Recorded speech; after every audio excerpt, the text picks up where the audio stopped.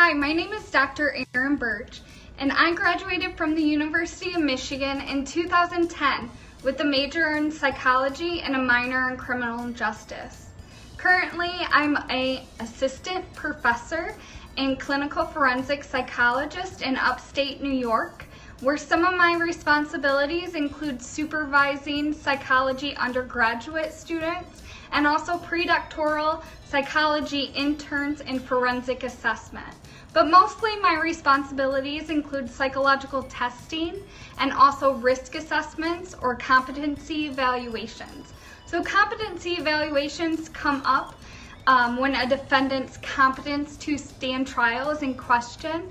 So a judge would order an evaluation, and then I would come in and interview the defendant and then give my opinion to the court in a report or in testimony about whether or not they are ready to proceed with their trial.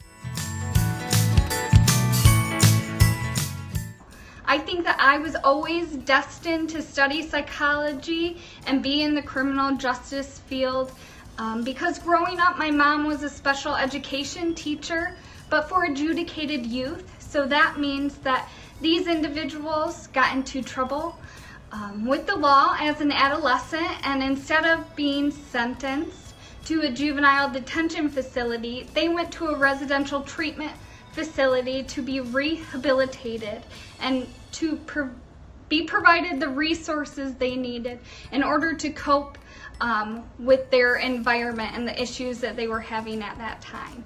I think I've just always had a general curiosity about people and their stories and about how they got to where they are in their life, no matter what time in their life that they're at.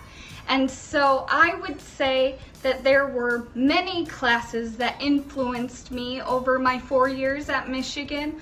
One that really stands out is one that I took my senior year, and that was with Professor Scott Ellsworth, and it was entitled Race, Crime, and the Law. So in this class, Professor Ellsworth would bring in a lot of guest speakers, and this is where I first came into contact with the Michigan Innocence Clinic. They had helped adjudicate individuals that had been imprisoned for the majority of their life but were innocent, and that ended up inspiring my graduate dissertation.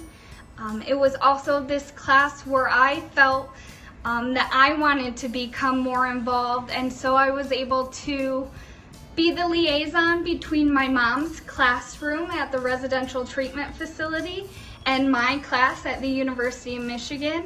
And so my mom's students ended up becoming guest speakers that are recurrent even to this day.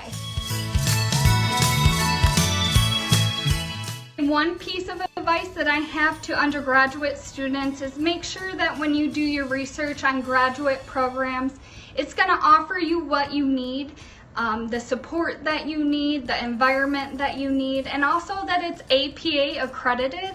I know that my graduate program was not APA accredited, and so that provided some challenges for me, but I feel like I made the path my own, and ultimately it led me to my dream job.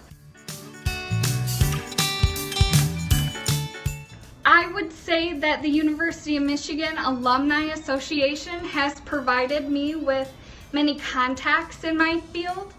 I know when I was in undergrad, I did research at the Center of Forensic Psychiatry over in Saline, and just the other year I got into contact with the director of the center again to consult on various projects, and that was very helpful.